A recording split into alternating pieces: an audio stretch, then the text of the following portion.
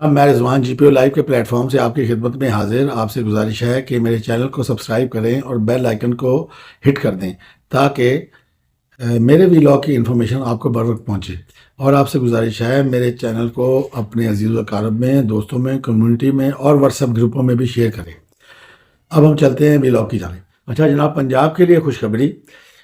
محترمہ مریم نواز صاحبہ نے پنجاب کے لیے نواز شریف کینسر ہاسپٹل کا اعلان کر دیا، اور اس تقریر سے خطاب کرتے ہوئے انہوں نے کہا کہ پیسے تو سارے صوبوں کے پاس ہوتے ہیں مگر عوام کے لیے کوئی نہیں استعمال کرتا. یہ پاکستان پنجاب کا یہ خواب پورا ہونے جا رہا ہے. نواز شریف کینسر ہسپتال بننے جا رہا ہے تاکہ یہ کینسر ہاسپٹل صرف پنجاب کا نہیں ہے، یہ کے پی کے، بلوچستان اور سندھ، پورے پاکستان کا کینسر ہاسپٹل ہے. یہاں کسی کا علاج سے انکار نہیں ہوگا. محترمہ نے کینسر ہسپتال کے سنگ بنیاد رکھا. انہوں نے کہا کہ جہاں نواز شریف کا نام آتا ہے لوگ آنکھیں بند کر کے اعتماد کرتے ہیں. انہوں نے کہا منصوبے کا پہلا فیز 2025 اور جبکہ پورا ہاسپٹل 3 سال میں مکمل ہوگا. انہوں نے پھر یہ بھی کہا کہ میری خواہش ہے کہ پنجاب کے ہر شہر میں اس طرح کے فیسلٹیز چھوڑ کے جاؤں. انہوں نے کہا کہ لوگ کرسیوں پہ براجمان ہیں مگر عوام کی خدمت کی توفیق نہیں. پیسہ تو ہر حکومت، ہر صوبے میں، ہر وزیر اعلیٰ کے پاس ہوتا ہے. انہوں نے یہ تکلیف کیوں نہیں کی؟ پاکستان نے اپنے وسائل کے دروازے خیبر پختونخوا سمیت دوسرے صوبوں کے لیے بھی کھولے ہیں. اچھا جناب، اب بات کرتے ہیں وزیر اعظم کا دورہ سعودی عرب، جو کہ انویسٹمنٹ کانفرنس جو تھی اس میں وہ شامل ہوئے اور اس میں انہوں نے کانفرنس سے خطاب بھی کیا. پاکستان میں انویسٹمنٹ کے حوالے سے جو اپرچونٹیز ہیں وہ دنیا بھر کو اس کے حوالے سے انفارم کر رہے ہیں. یہ کس حد تک میچور ہوں گی چیزیں، اس کے حوالے سے کچھ کہا نہیں جا سکتا، مگر جو پچھلا تقریباً آپ کہہ لیں جب سے یہ حکومت نئے الیکشنز کے بعد آئی ہے اس وقت سے اچھی ہی خبریں آ رہی ہیں. بہرحال یہ تو آگے وقت بتائے گا کہ یہ چیزیں میٹیریلائز ہوں گی کہ نہیں ہوں گی. بہرحال پاکستان کو ایک بڑا پلیٹ فارم ملا تھا، اس پہ پاکستان کی شمولیت ضروری تھی اور پاکستان ادھر پہنچا اور ادھر اپنا موقف بیان کیا. وزیر اعظم پاکستان کی محمد بن سلمان MBS سے بھی ملاقات ہوئی ہے. یہ ملاقات بہت اہمیت کی حامل ہے کیونکہ ان کا ایک دورہ جو پاکستان کے لیے متوقع ہے، کافی دیر سے اس کی پلاننگ ہو رہی ہے. ایک آدھ مرتبہ وہ ڈیلے بھی ہوا ہے. سعودی عرب کے ساتھ جس طرح ہمارے پرانے تعلقات ہیں وہ تو آپ سب کو پتہ ہی ہے، اور مشکل وقت میں، ہر مشکل وقت میں بلکہ سعودی عرب ہمیشہ ہمارے ساتھ کھڑا رہا ہے، سوائے عمران خان کے دور میں. کیوں کہ عمران خان صاحب ادھر سے مانگتے ہیں، اوپر سے آنکھیں بھی دکھاتے ہیں نا، ان کی عادت ہے. اور ویسے بھی اپنے محسنوں کو، میں کل بھی ایک بات کی تھی کہ یہ اپنے محسنوں کو ان کے ساتھ بدلہ پورا کر کے لیتے ہیں، اور اس چیز پہ وہ جو حضرت علی کا قول ہے جس پہ احسان کرو اس کے شر سے ڈرو، یہ اس پہ بالکل 110% پورے اترتے ہیں. بہرحال جی، اس وقت جو کانفرنس ہے وہ تو انویسٹمنٹ کے حوالے سے ہے. ہمیں وقتاً فوقتاً جو ریکوائرمنٹ ہوتی ہے وہ سعودی عرب بھی پوری کرتا رہتا ہے. کبھی ہمیں پٹرول جو ہے، تیل جو ہے، وہ اس کی مد میں ہمیں ڈیلیڈ پیمنٹس، اور کبھی ہمارے اکاؤنٹس میں پیسے رکھوا دینا، مطلب کبھی سعودی عرب اس حوالے سے پیچھے نہیں ہٹا. تو بہرحال ہوگا، یہ اس وقت ہمارے مسائل حل ہوں گے. ایک تو ہمارے ملک میں بڑی انویسٹمنٹس آ جائیں، بہت بڑی کمپنیاں آ جائیں، کوئی نوکریوں کے دروازے کھل جائیں، کچھ ٹیکنالوجی آ جائے تو اس سے ہمارے ملک میں بہتری آئے گی. اور اس کے علاوہ پھر یہ سی پیک جو ہے یہ اگر کمپلیٹ ہو جاتا ہے تو یہ بھی ہمارے لیے ایک گیم چینجر ثابت ہوگا.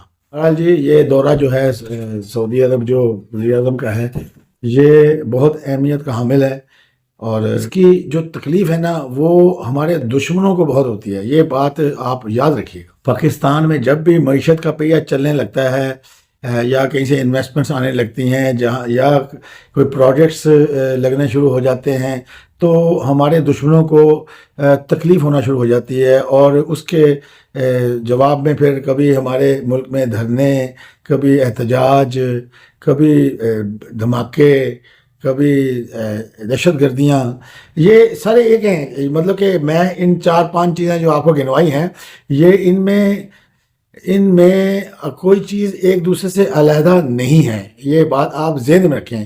دھرنے، احتجاج، دہشت گردی، بم دھماکے، یہ سب ایک ہیں. یہ جڑے ہوئے ہیں ایکچولی، ایک کے ساتھ ایک بالکل چین کی طرح جڑے ہوئے ہیں. اب جو ایس سی او کا موقع تھا، اس پہ کتنا احتجاج اور کتنا کچھ کیا گیا جی آپ کے سامنے. اس سے پہلے 5-6 کالیں دی گئیں، اس کے بعد پھر دھماکے ہوئے، وہ پشاور سائڈ، کے پی کے سائڈ، وزیرستان سائڈ پہ دھماکے ہوئے. ٹھیک ہے، یعنی کہ اسی طریقے سے ان کو ناکام کر دیا جائے. یہ اب ٹیمیں آتی ہیں، جب ہمارے پاس یو کے کی ٹیم آئی ہوئی تھی پچھلے دنوں، انگلینڈ کی وہ آئی ہوئی تھی، تو تب بھی ادھر کے پی کے میں دھماکے کیے. کہنے کا مطلب یہ ہے کہ معذرت کے ساتھ، میں اس چیز میں کہنے میں کوئی آر نہیں ہے مجھے، اس میں پی ٹی آئی انوالوڈ ہے بالکل 100%.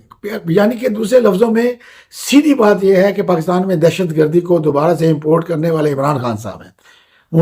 وہ خود کہتے ہیں کہ میں نے ان کو آگے آباد کیا ہے، طالبان کو کہتے ہیں، وہ خود کہتے ہیں، اور وہی ہیں جو ادھر پاکستان میں اس وقت دہشت گردی کر رہے ہیں. یہ سارا اس وقت جو دہشت گردی، یہ سارا کچھ ہو رہا ہے نا، یہ سی پیک کو روکنے کے لیے، اور جو ہمارے تعلقات باہر کے ملکوں کے ساتھ بہتر ہو رہے ہیں، ان کو سبوتاش کرنے کے لیے سارا کچھ ہو رہا ہے.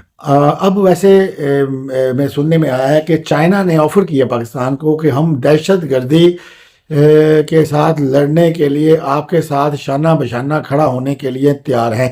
مائنڈ یو کہ یہ چائنا نے کبھی کسی ملک میں دہشت گردی سے لڑنے کے لیے اپنی آفر کبھی نہیں کی، نہ کبھی وہ کسی ملک میں دہشت گردی اپنی فوج یا اپنے ادارے بھجوائے ہیں. یہ پاکستان کے لیے پہلی دفعہ ان لائف انہوں نے یہ آفر دیا پاکستان کو کہ جی ہم آپ کے ساتھ مل کے دہشت گردی کو شکست دیں گے.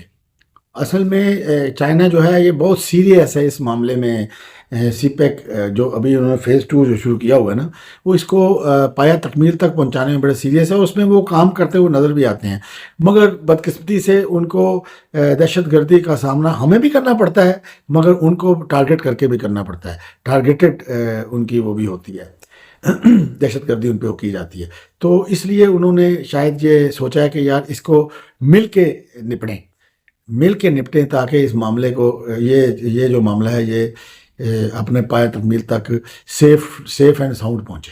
اچھا جناب، اب بات کرتے ہیں جمعے والے دن ایک بل پیش ہونے جا رہا ہے. ایکچولی وہ قانون ہے جو کہ سمپل میجورٹی سے ہو جاتا ہے پاس. وہی قانون پاس ہونے جا رہا ہے جس میں ججز کی تعداد کو 23 کر دیا جائے گا. اب اس کو 23 کرنے میں اس میں 2 وہ ہیں نظریات. ایک نظریہ یہ ہے کہ وہ کہتے ہیں جی کہ چونکہ سپریم کورٹ میں ایماندار ججوں کی تعداد زیادہ ہے، تو 23 کرنے سے 5-6 ججز، اور یعنی کہ اس وقت 17 کی تعداد ہے، تو 6 ججز مزید ایڈ ہو جائیں گے. کیونکہ وہ تو اس میں پھر ظاہری بات ہے جو نئے ججز ایڈ ہوں گے وہ پھر ایک کمیشن کے تھرو جائیں گے، اور اس میں آپ کو پتہ ہے اس کمیشن میں 4 اب پارلیمنٹیرین بھی شامل ہیں. تو اس میں پھر کوشش کی جائے گی ان لوگوں کو لایا جائے جو نیوٹرل ججز ہیں، جن کو ہم اپ رائٹ ججز کہتے ہیں، جن کی ہسٹری جو ہے وہ نیوٹرل ہے. تو ایک تو یہ نظریہ ہے. دوسرا نظریہ یہ کہا جا رہا ہے کہ چونکہ ایک اب بننی ہے آئینی بینچ بننا ہے جس میں 5 ججز ہوں گے، تو وہ جو آئینی بینچ ہوگا وہ چونکہ آئینی سنا کرے گا درخواستیں، مطلب پولیٹیکل اور آئینی درخواستیں، تو اس حوالے سے وہ کہا جا رہا ہے کہ پھر ظاہری بات 17 میں سے 5 اور ادھر چلے جائیں گے تو 12 رہ جائیں گے، تو اس کے لیے بھی ایڈ کیا جا رہا ہے ان کو. تو اچھی بات ہے، ذرا بیلنس ہو جائے گا. اس وقت ایمانداروں کی ذرا تعداد زیادہ ہے نا کالے بونڈوں کی. اب اصل میں یہ جو میں نے جو چیز دیکھی ہے نا کہ یہ جو چاہے عدلیہ ہو چاہے کوئی بھی ادارے ہوں، یہ جو ایک وائرس ہے نا جو جسے ہم کہتے ہیں یوتھیا وائرس، وہ جب لگ جاتا ہے اس کے لیے کوئی عمر کی حد نہیں ہے، اس کے لیے کوئی عہدے کی حد نہیں ہے، اس کے لیے کوئی بزرگ ہے کوئی بچہ ہے، کوئی عقل کی حد نہیں ہے۔ میں آپ کو بتاؤں وہ سب ایک جیسے ہی ہو جاتے ہیں، سارے ایک جیسے ہوتے ہیں، چاہے بہت بڑے عہدے پہ بیٹھے ہوں چاہے بہت نیچے عہدے پہ ہوں، چاہے اس کی عمر 70 سال ہو چاہے اس کی عمر 20 سال ہو یا 15 سال ہو۔ اب ایک کلٹ سا بن جاتا ہے، کچھ سمجھ سے باہر ہو گیا ہے یہ کیا ایک وائرس ہے یہ جو ہماری قوم کو لگ گیا ہے وہ، اور ہر جگہ ہر ادارے میں شامل ہے یہ۔ اب دیکھیں اب انگلینڈ میں کیا ہو رہا ہے، یو کے میں، چلو نواز شریف کے گھر کے باہر تو احتجاج ہو ہی رہا تھا، وہ تو چل ہی رہا تھا، نواز شریف تو اس کی پرواہ بھی نہیں کرتا بیچارہ، وہ اصل میں وہ یہ سوچتا ہے کہ یہ جو مفت کی ایڈورٹیزمنٹ ہے، انفیکٹ دیکھا جائے یہ ان پاگلوں سے زیادہ نواز شریف کی ایڈورٹیزمنٹ ہو رہی ہے کہ وہ دیکھتے ہیں کہ نواز شریف کچھ بھی نہیں کہتا، چار بندوں میں بیٹھ کے بات تو یہی ہوتی ہے نا جی کہ یار وہ بکواس کرتے رہتے ہیں اس کے گھر پہ جا کے مگر وہ کچھ کہتا ہی نہیں، ٹھیک ہے نا۔ یہ اس کی ایک مفت کی ایڈورٹیزمنٹ ہے، یہ لوگ کر رہے ہیں۔ اچھا اب چلے گئے ہمارے جو چیف جسٹس صاحب ریٹائرڈ جو ہیں قاضی فائز عیسیٰ صاحب، وہ تو میں نے سنا ہے، میں نے میرا خیال ہو جا کے پریشان ہی ہو گئے ہوں گے۔ ایک ادھر ان کو ٹکرے ہوئے تھے، میں بلکہ ایک ویڈیو دیکھ رہا تھا، مطیع اللہ جان جیسا یار ایک، میں اب کیا کہوں، معذرت چاہتا ہوں، ویسے میں مطیع اللہ جان کو بہت سنتا رہا ہوں کسی دور میں، مطیع اللہ جان جیسا اس کے پیچھے لے کے تو یہ ایسے کیسے ہو گیا، یہ ویسے کیسے، وہ کہتے یار خدا کے بندو، مسلمان بندے ہو تم لوگ تو تم کم از کم اپنا وہ تو خیال کرو، وہ ایسے چل کے چلے گئے، مگر ادھر جو ہے ادھر وہ کوئی پوچھنے والا بھی نہیں ان کو۔ اب ادھر وہی گروپ جو شایان بیوقوف بد دماغ لوگ ہیں، مجھے تو ویسے وہ کوئی ذہنی مریض بھی لگتا ہے شایان، ویسے ہو سکتا ہے جی کہ جو یوتھی ہوتے ہیں وہ سارے ذہنی مریض ہوتے ہوں، کچھ پتہ، میں یوتھیوں کی نا میں 3 قسمیں ویسے گنتا ہوں، گردانتا ہوں اپنے نظریے میں۔ ایک ہوتا ہے اس کو میں کہتا ہوں کہ انصافینز، ان میں وائرس ہوتا ہے مگر ذرا لائٹ قسم کا ہوتا ہے، یہ وہ گالی مالی یہ وہ نہیں ہوتے۔ ایک ہوتے ہیں یوتھیاز، ان میں وائرس بہت زیادہ سویئر ہوتا ہے۔ ایک ہوتا ہے ایمنانڈوز، ان میں وائرس بہت ہی زیادہ، وہ کینسر والا وائرس ہوتا ہے جی، وہ تو ٹھیک ہونے والا ہوتا ہی نہیں ہے۔ انصافین پھر واپس ہو سکتا ہے، اس کا علاج پھر ہو سکتا ہے، مگر یوتھیا اور جو ہے انصافینز ایمنانڈوز، ان کا علاج نہیں ہے، یہ میں آپ کو بتا دوں۔ تو مجھے ایسا لگتا ہے کہ یہ جو ہے نا، یہ کوئی ادھر یہ جو شایان اور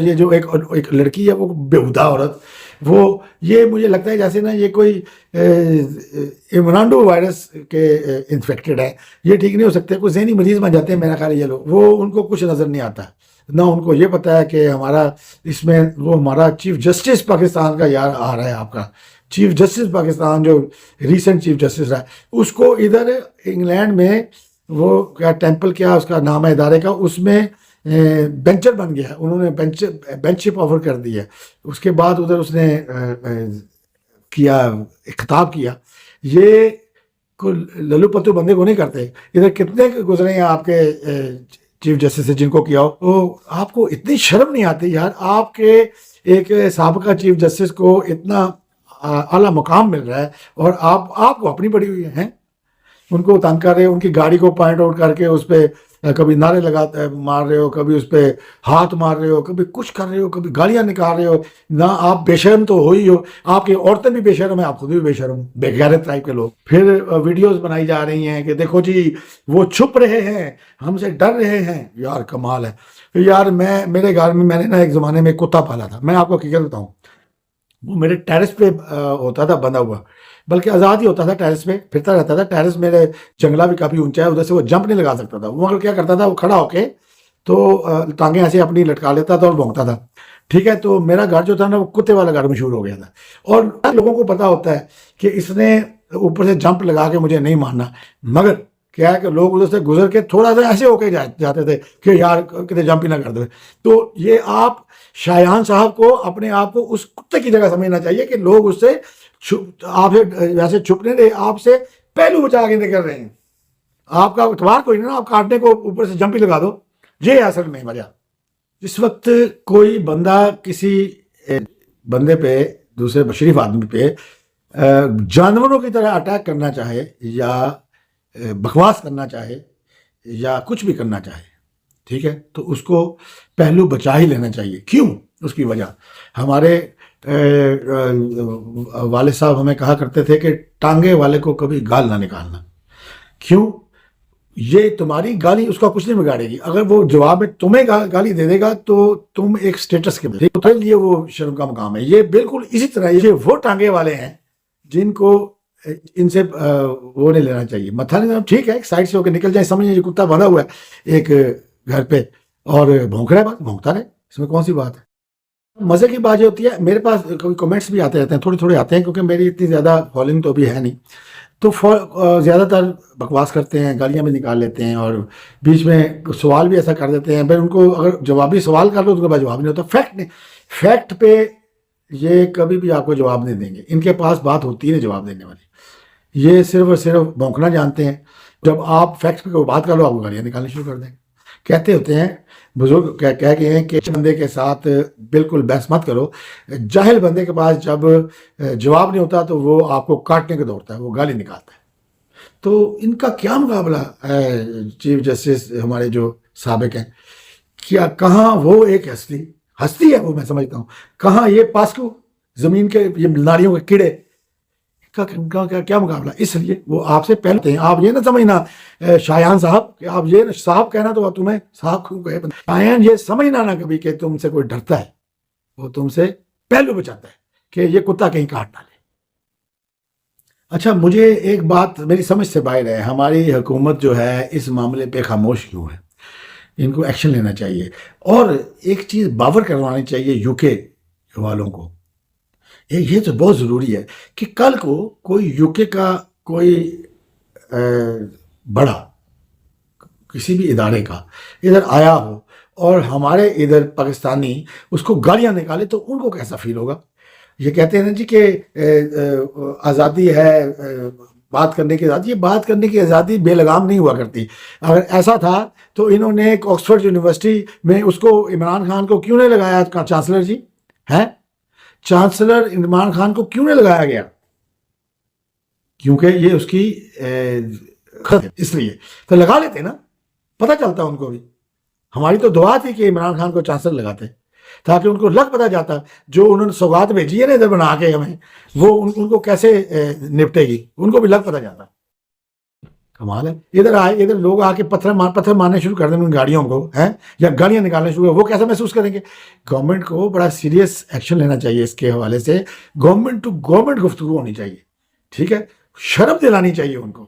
عجیب لوگ ہیں یار, کہ جی وہ آزادی ہے تو وہ ادھر ہائیڈ پارک میں جا کے آزادی کریں نا جی. سڑکوں پہ کیوں کرتے ہیں آزادی, کیوں کرتے ہیں سڑکوں پہ.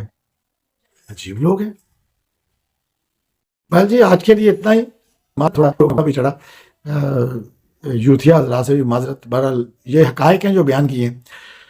تو آج کے لیے اتنا جناب, کل پھر نئے ولاگ کے ساتھ خدمت میں حاضر ہوں.